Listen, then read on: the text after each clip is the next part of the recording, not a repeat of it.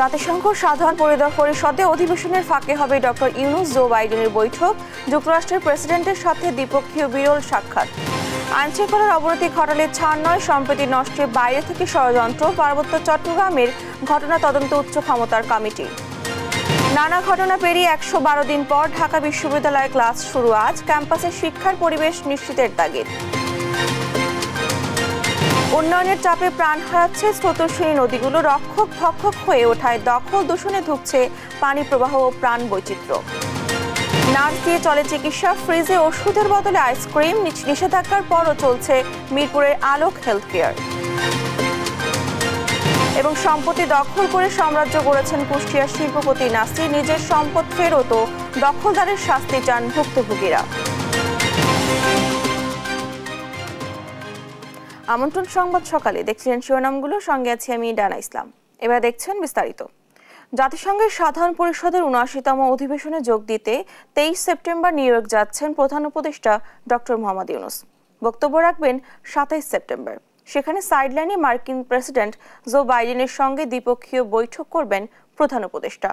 নরেন্দ্র মোদীর সঙ্গে ডক্টর ইউনূসের বৈঠকের কোনো পরিকল্পনা নেই জানিয়ে পররাষ্ট্র উপদেষ্টা তৌহিদ হোসেন বলেন, দেশটির পররাষ্ট্রমন্ত্রী এস জয়শঙ্করের সঙ্গে তার সাক্ষাতের সম্ভাবনা রয়েছে। জান্নাতুল মোহনার প্রতিবেদনে বিস্তারিত। জাতিসংঘে বাংলাদেশের সদস্য প্রাপ্তির ৫০ বছর পূর্তি হচ্ছে চলতি বছর, আর এ বছরই বাংলাদেশে ঘটে গেছে নতুন অভ্যুদয়। ঐতিহাসিক প্রেক্ষাপটে জাতিসংঘের সাধারণ অধিবেশনে যোগ দিতে প্রধান উপদেষ্টা doctor Mohammad Yunus new York যাচ্ছেন ২৩ সেপ্টেম্বর। বক্তব্য রাখবেন ২৭ সেপ্টেম্বর।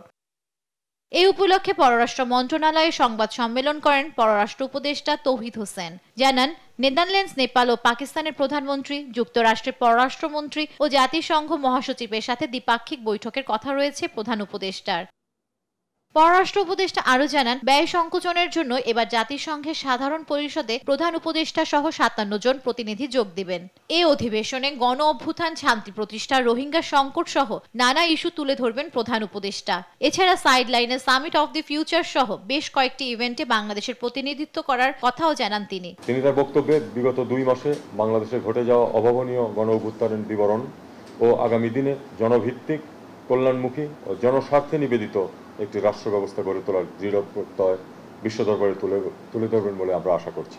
নিউ ইয়র্কে ডক্টর ইউনূস মোদির দেখা না হলেও ভারতের পররাষ্ট্রমন্ত্রী এস জয়শঙ্করের সঙ্গে দেখা হবার সম্ভাবনা আছে বলেও জানান তৌহিদ হোসেন। ওনাদের দুজনের উপস্থিতি নিউ ইয়র্কে একসাথে হচ্ছে না, কারণ জনাব মোদি একটু আগে চলে আসছেন আর আমাদের চিফ অ্যাডভাইজার একটু দেরিতে যাচ্ছেন, কাজেই তাদের ওখানে দেখা হওয়ার সম্ভাবনা নেই বলেই মনে হচ্ছে।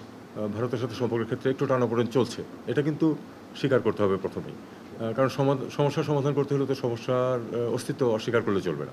এবার জাতিসংঘের সাধারণ অধিবেশনে রোহিঙ্গা সংকট প্রসঙ্গে ইভেন্ট আয়োজন করতে যাচ্ছে বাংলাদেশ, যার মাধ্যমে রোহিঙ্গা সমস্যা সমাধানে আন্তর্জাতিক সম্প্রদায়ের উপর চাপ প্রয়োগ করা যাবে বলে মনে করছেন পররাষ্ট্র উপদেষ্টা। জান্নাতুল মোহনা, দেশ টিভি, ঢাকা।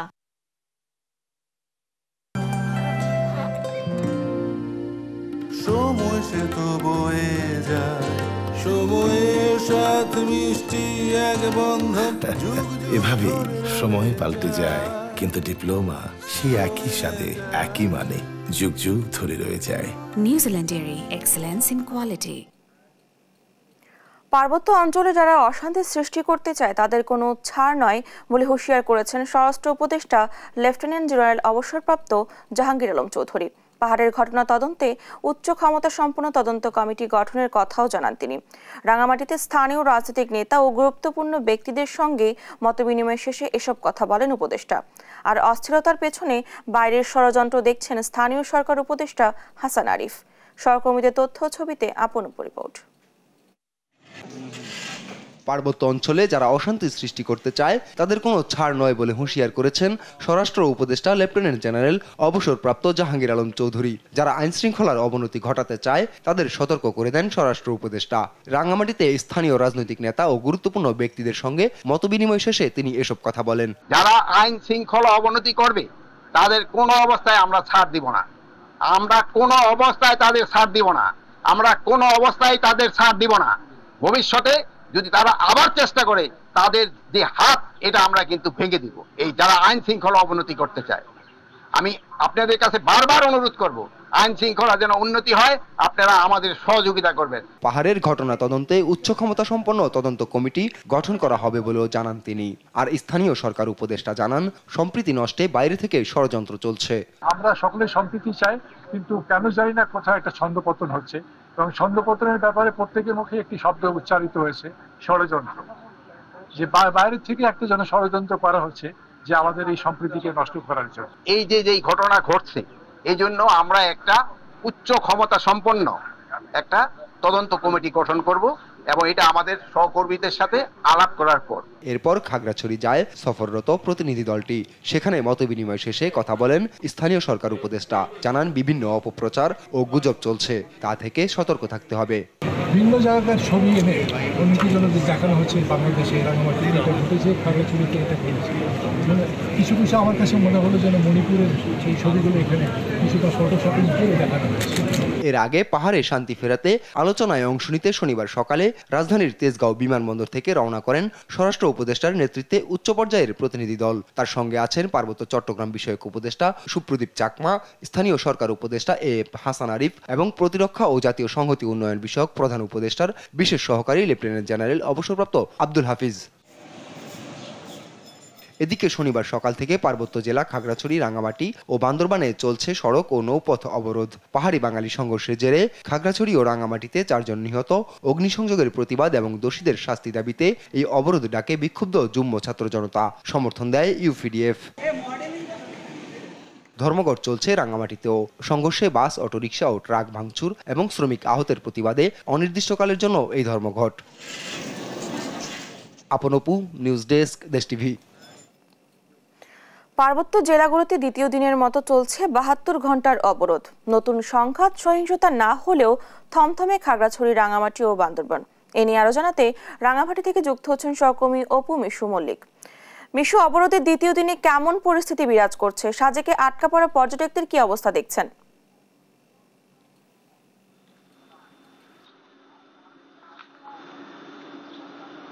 ডানা, আজকে রাঙামাটি সহ 3 পার্বত্য জেলায় চলছে দ্বিতীয় দিনের মতো চলছে 72 ঘন্টার অবরোধ। বিক্ষুব্ধ যুগ্ম ছাত্র জনতা ঢাকার একটি সমাবেশ থেকে এই সড়ক ও নৌপথ অবরোধের ডাক দিয়েছিল শুক্রবার, এবং আজকে দ্বিতীয় দিনের মতো চলছে। এবং এই অবরোধে সমর্থন জানিয়েছে পাহাড়ের আঞ্চলিক রাজনৈতিক দল ইউনাইটেড পিপলস ডেমোক্রেটিক ফ্রন্ট ইউপিডিএফ। আসলে এই অবরোধের পাশাপাশি আরেকটি ব্যাপার, রাঙামাটিতে যে যৌথ মালিক এবং শ্রমিক ইউনিয়ন আছে, পরিবহন, বাস, ট্রাক, সিএনজি, তাদের ডাকে রাঙামাটিতে ধর্মঘটও চলছে।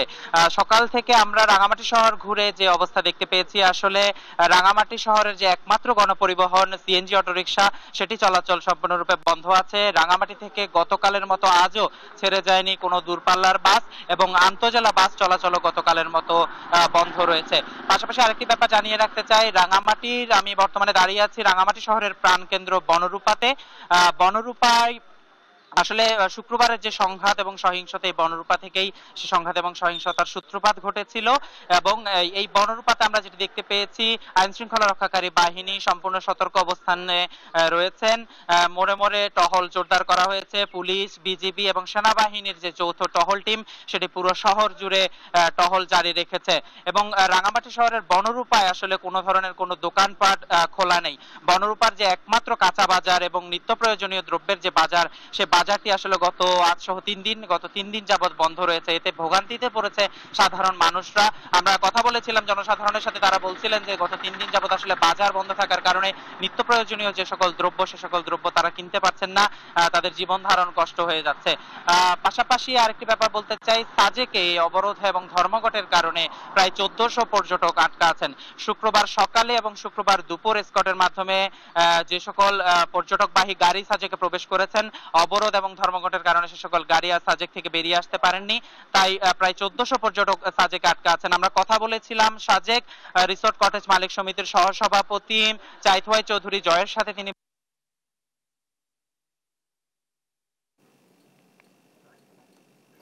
ধন্যবাদ আপনাকে। রাঙামাটি থেকে যুক্ত ছিলেন আমাদের সহকর্মী।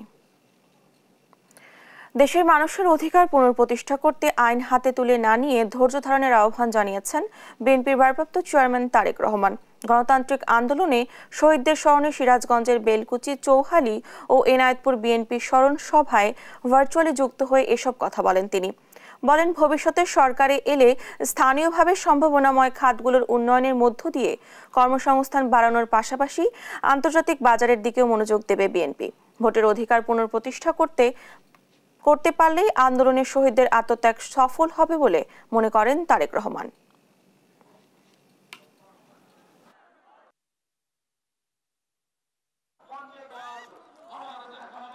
আমাদেরকে যদি দেশের মানুষের রাজনৈতিক যে অধিকার সেটিকে যদি পুনঃপ্রতিষ্ঠিত করতে হয়, আমাদেরকে যদি বাংলাদেশের মানুষের মুক্তির যে মুক্তি, অর্থনৈতিক মুক্তি, সেটিকে যদি অর্জন করতে হয়, আমাদেরকে সকলকে ঐক্যবদ্ধ থাকতে হবে, আমাদেরকে ধৈর্য ধারণ করতে হবে, আমাদেরকে আইন হাতে তুলে নিলে চলবে না, আইনকে আইনের মতন করে চলতে দিতে হবে। সহকর্মীবৃন্দ, দলের নেতা কর্মীবৃন্দ, আপনাদেরকে সেভাবে নিজেদেরকে প্রস্তুত করতে হবে যাতে করে মানুষ আপনাদের উপরে আস্থা রাখতে পারে, আপনাদের উপরে ভরসা রাখতে পারে। প্রতিনিয়ত নদীকে গলা টিপে মারছে মানুষ। উন্নয়নের চাপে প্রাণ যায় যায় অবস্থা একসময় স্রোতস্বিনীগুলোর। দখল আর দূষণে হুমকির মুখে নদী ও আশেপাশের জীবনযাত্রা। কখনো কখনো রক্ষকরাই হয়ে উঠছেন ভক্ষক। রবিউল ইসলামের ছবিতে উত্তরের নদীগুলোর অবস্থা জানাচ্ছেন কাজী শাহেদ। উত্তরের সবচেয়ে বড় নদী পদ্মা, কাগজে কলমে আছে আরো ৭০ নদী। এই নদীগুলোকে কেন্দ্র করেই বিকশিত হয়েছে উত্তরের ব্যবসা বাণিজ্য। এখনো নদীর সঙ্গে জড়িয়ে দেশের একটি বৃহৎ জনগোষ্ঠীর জীবিকা। তবে দূষণ আর ভূমিদস্যুদের আগ্রাসনের শিকার হয়ে ধীরে ধীরে নদী হারাচ্ছে তার স্বাভাবিক গতি। নদী দখল করে স্থাপনা গড়ে তোলায় কমছে সৌন্দর্য। গ্যাঞ্জেস ডলফিন দেখেছি, যাকে আমরা শুশুক বলি, ওটা গ্যাঞ্জেস ডলফিন, সেটা এখন নাই। তারপরে ঘড়িয়াল, আমাদের এক ধরনের ক্রোকোডাইল ঘড়িয়াল বলা হয়, সে ঘড়িয়াল নাই। আরও অনেক মাছ নাই, অনেক ভালো ভালো মাছও নাই, কারণ পানি থাকলে তো এসব, এটা জলজ প্রাণী। জাতীয় নদী রক্ষা কমিশনের তথ্য বলছে রাজশাহী বিভাগে নদী আছে ৭১টি। সংখ্যা নিয়ে মতভেদ থাকলেও যেগুলো আছে সেগুলোও সংকটে। অনেক জায়গায় মানচিত্রের নদী পরিণত হয়েছে মৌসুমী নদীতে। প্রতিদিনই দখল হচ্ছে ভরাট। দূষণে অনেক জায়গায় নদীর অস্তিত্ব মেলে না। ব্যবসা বাণিজ্য করার জন্য জায়গা নির্ধারণ করে দেয়, অর্থ ইনকাম করে। এটা শুধু মনে করেন গরিব মানুষ নয়, এরা কিন্তু একবারে প্রভাবশালী। সুতরাং এই প্রভাবশালীকেও যেমন চিহ্নিত করতে হবে এবং এদের হাত থেকে এই নদী দখল মুক্তও করতে হবে। সুতরাং এইটা যদি মনে করেন এই সময় না হয়, কিন্তু আর কখনোই কিন্তু সম্ভব হবে না। নদীতে এতটাই বজ্র নির্গত হয়, কলকারখানা বর্জ্য নির্গত হয়, মানুষের মলমূত্র বর্জ্য নির্গত হওয়ার কারণে নদীর এতটাই দূষণের মাত্রা যে যেখানে মানুষের গোসল কত দূরে থাকে, পশু পাখি গোসল করানোর মতো অবস্থা নেই। উত্তরের জেলাগুলোতে ১ দশক ধরে নদী দখলের যে চিত্র তা ভয়াবহ। মন্ত্রণালয়ের সিদ্ধান্ত জেলার গুরুত্বপূর্ণ নদীগুলো দখলমুক্ত করার। পানি উন্নয়ন বোর্ড সেই প্রস্তুতি নিচ্ছে।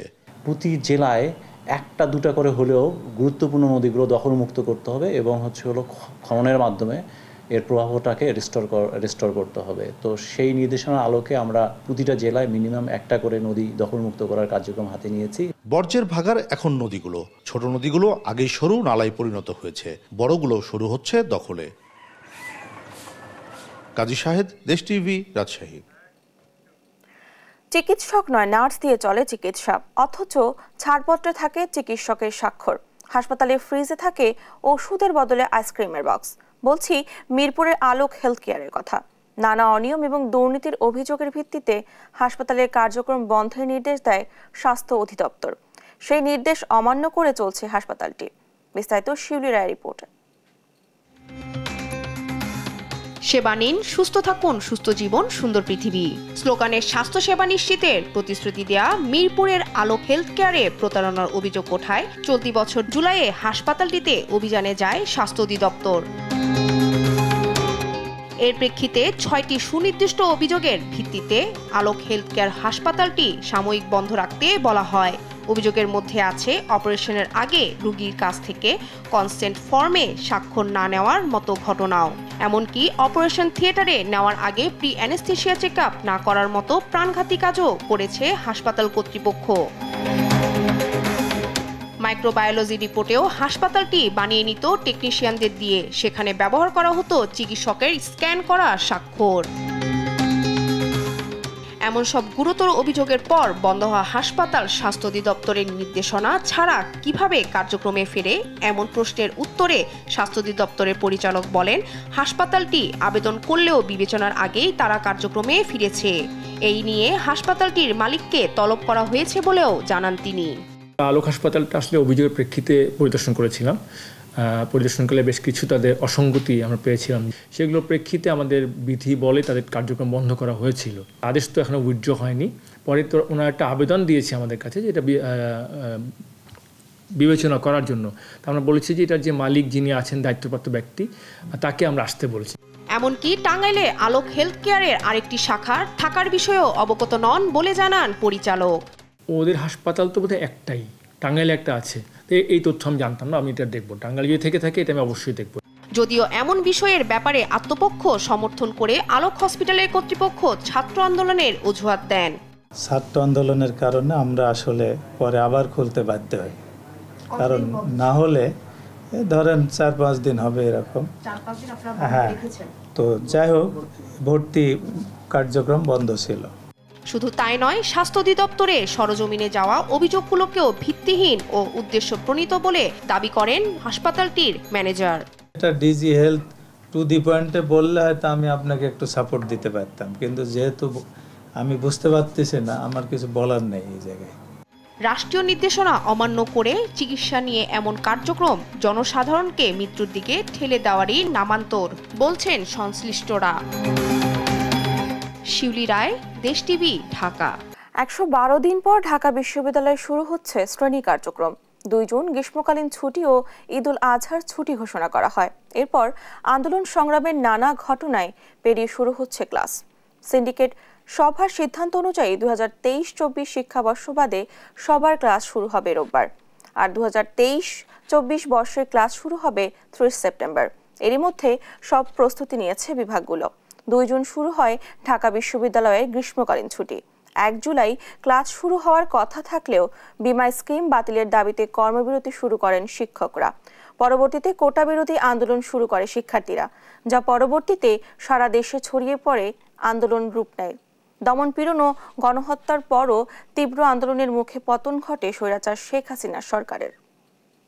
কুষ্টিয়ার কেএনবি অ্যাগ্রো ইন্ডাস্ট্রিজের স্বত্বাধিকারী শিল্পপতি কামরুজ্জামান নাসির গেল 10 বছরে আওয়ামী লীগের যুগ্ম সাধারণ সম্পাদক মাহবুব উল আলম হানিফ ও স্থানীয় আওয়ামী লীগ নেতাদের প্রভাবে সাধারণ মানুষের সম্পত্তি দখল করে গড়েছেন নিজের সাম্রাজ্য।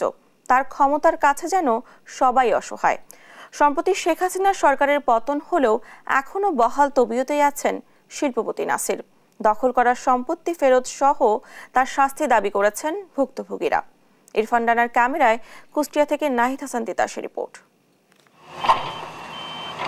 এভাবেই 2019 সালে কুষ্টিয়ার বটতল এলাকায় কেএনবি অ্যাগ্রো ইন্ডাস্ট্রিজের সামনে অবস্থিত রাকিবুল ইসলামের 2 তলা বিশিষ্ট মার্কেট ক্ষমতার প্রভাবে ভেঙে গুড়িয়ে দেয় শিল্পপতি কামরুজ্জামান নাসির। পরে সেই সম্পত্তি অবৈধভাবে জবরদখল করে প্রসার ঘটান তার শিল্প প্রতিষ্ঠান কেএনবি। বৈধ মালিকানার সকল কাগজপত্র থাকা সত্ত্বেও নাসিরের কালো থাবা থেকে মালিক রাকিবুল ইসলাম রক্ষা করতে পারেনি তার সম্পত্তি। শেষ সম্বলটুকু হারিয়ে শোকে 2020 সালে মারা যান তিনি। শিল্পপতি নাসিরের অবৈধ দখলের হাত থেকে নিজেদের সম্পত্তি ফেরত পেতে এখনো দাঁড়ে দাঁড়ে ঘুরছেন ভুক্তভোগী রাকিবুলের পরিবার। আমার জমিটা সম্পূর্ণ আরএস এসিয়া খতিয়ান সব কিছু সব ঠিক আছে, কিন্তু আমি খাজনা দিয়ে আসি পর্যন্ত 19 সালে কেএনবি নাসির আমার জায়গাটা ভাঙচুর করে। এটা করছে সম্পূর্ণ হাজী রবিউল আর কেএনবি নাসির। উনি হচ্ছে তাদের যোগ সাদস্যে জিনিসটা ভেঙে তাদের কেএনবি নাসিরকে জমিটা দিয়ে দিয়েছে জেলা পরিষদ। শুধু রাকিবুলই নয়, এই শিল্পপতি কামরুজ্জামান নাসির গত 10 বছরে আওয়ামী লীগের যুগ্ম সাধারণ সম্পাদক মাহবুবুল আলম হানিফ ও স্থানীয় আওয়ামী লীগ নেতাদের প্রভাবে অনেক সাধারণ মানুষের সম্পত্তি করেছেন জবরদখল, গড়েছেন নিজের সাম্রাজ্য। এই দখলবাজের হাত থেকে দখলকৃত সম্পত্তি ফেরত সহ তার বিরুদ্ধে ব্যবস্থা চাই ভুক্তভোগীরা। আসলে ওরা এইভাবে জমি করে, যেটা আওয়ামী লীগের ক্ষমতায় ছিল, হানিফ সাহেব ছিল, আতা ছিল, এদের সাথে করে নিয়ে এরকম জমি জবরদখল করছে, আশেপাশে অনেকেরই করছে। আমরা চাই যারা এই সমস্ত দখলদারিত্বের সঙ্গে জড়িত আছে এবং বিভিন্ন অপকর্মের সঙ্গে জড়িত আছে, এদেরকে দ্রুত আইনের আওতায় এনে এদেরকে বিচার করা হোক। তবে এ বিষয়ে অভিযুক্ত শিল্পপতি কামরুজ্জামান নাসিরের দাবি, এ ধরনের অভিযোগ সম্পূর্ণ মিথ্যা ও ভিত্তিহীন। তাকে হেয় প্রতিপন্ন করতেই করা হচ্ছে এসব ষড়যন্ত্র। এখানে যে অভিযোগ করেছে, অভিযোগটা একেবারে ভিত্তিহীন, যা শুধু আমার ভাবমূর্তি ক্ষুণ্ণ করার জন্য এটা করেছে। এ ব্যাপারে আপনারা আমার কাগজপত্রও দেখতে পারেন, আবার পুলিশ যে রিপোর্ট তারা তদন্ত করেছে তাদেরকেও জিজ্ঞাসা করতে পারেন। একেবারেই বানোয়াট, মিথ্যা, ভিত্তিহীন। স্বৈরাচার শেখ হাসিনা সরকার পতনের পর আবারও আশায় বুক বাঁধতে শুরু করেছে ভুক্তভোগীরা। আইনের আওতায় আসবে অবৈধ দখলদার শিল্পপতি নাসির। ভুক্তভোগীরা ফিরে পাবে নিজেদের সম্পত্তি, এমনটাই প্রত্যাশা সবার। নাহিদ হাসান তিতাস, দেশ টিভি, কুষ্টিয়া।